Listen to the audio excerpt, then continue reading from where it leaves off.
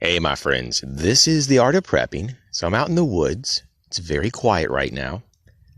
But what typically happens when I try to do a voiceover, there's going to be some type of distraction probably in just a few minutes. It'll probably be like a helicopter that just starts to hover above me. It'll be a whole battalion of jets, fighter jets that'll fly by and drown my audio out, or the UPS man will pull up and start reaming on his horn. Neighbors will probably start screaming or decide to mow their grass. You name it, stuff happens. And I've done different tests over time just to kind of prove to myself that I'm not going crazy. I've picked random times during the day to go outside and start to record. And it starts out, the first minute or two, dead quiet. And then all of a sudden, all hell breaks loose. Sometimes, half the street decides all of a sudden to mow their grass at the same time. And you're like, what? And a lot of people on my street, in order to mow their grass, they have to use a tractor because their yards are almost like fields. There's just no way that you're going to use a push mower on 5 acres in your front yard. So they have tractors. And when you have 2, 3, 4 tractors going on at the same time, yeah, good luck. You can't even hear yourself think. So with that, though, I'm going to jump into this. Hopefully I can get through this. And I just want to talk about trees today. And it's certainly a prepper resource. And that's an understatement. I mean, it is a very, very valuable resource. It attracts wildlife. It provides nutrition to the wildlife and provides a safe haven and a shelter for wildlife. For humans, trees enable game populations to flourish, and this provides better hunting opportunities.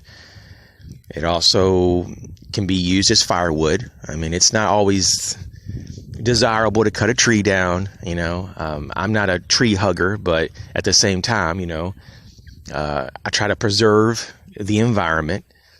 In some locations, even my property, there's a lot of just torn up trees from past storms, or there's so many trees in one location that you really need to thin out the trees because they're all kind of like competing for the sunlight and they're all choking on each other. And I have so many trees that literally have grown almost like into another tree.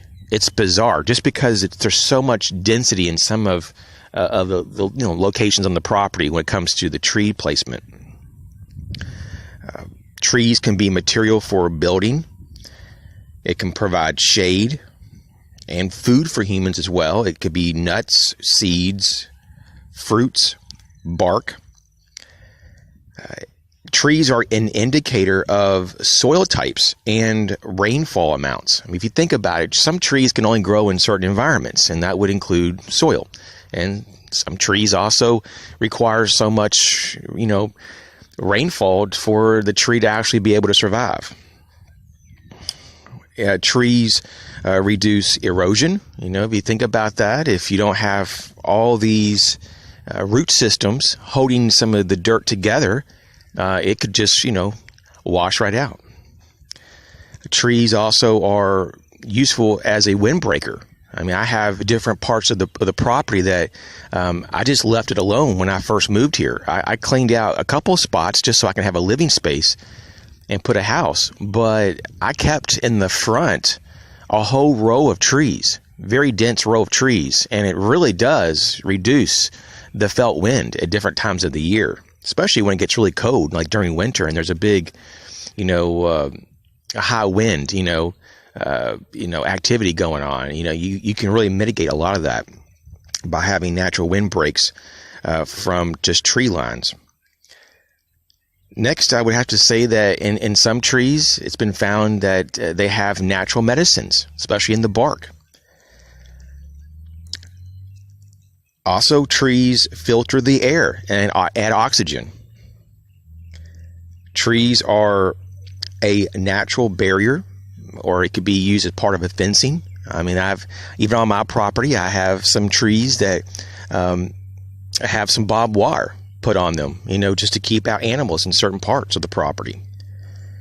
trees can be used as part of a concealment, plan. That if someone's after you, go into, say, a forest, it's going to be a lot harder to find you, obviously. Oh, here we go. Here's the first distraction. Besides the dogs all of a sudden starting to bark, we got the mail lady and a large Department of Highway, can you hear them? Caterpillar on the road. You hear that? So there you go. Got a distraction. Okay, let's get back to the video. I'm almost done here, so we're doing good. So besides concealment, you can use trees to signal in an emergency. I mean, you could always use branches, especially like evergreen trees, and put them on top of a fire and use smoke. It'll cause smoke, and you can get attention that way to signal. You can also use trees as part of your trap making systems.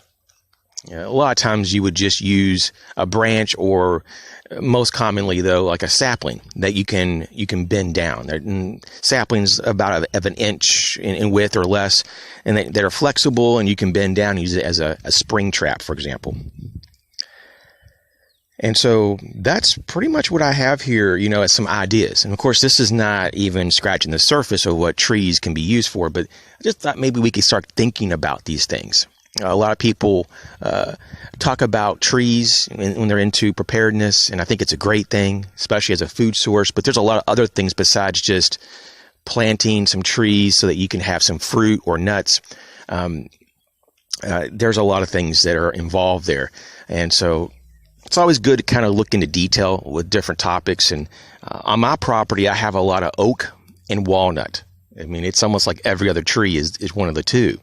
And I do have some red cedars, different types of cedars, and basically that's what's going on here. Just a lot of that going on, and so it does bring in a lot of animals, especially the oak and the walnuts. I think that's one of the reasons why I have such a high amount of squirrels and other different animals. And for some reason, woodpeckers and certain types of birds are very, very prevalent here. I mean, blue jays are just everywhere. I mean, you can't even look in one direction and not see like 5 of them. We also have a lot of hawks and falcons, and from time to time you'll see bald eagles here. And so just a lot of resources, a lot of rabbits as well, groundhogs, things like that. So I'm going to jump off here. It's getting loud. As you can hear, the highway department doing their job. You guys take care. Catch you later.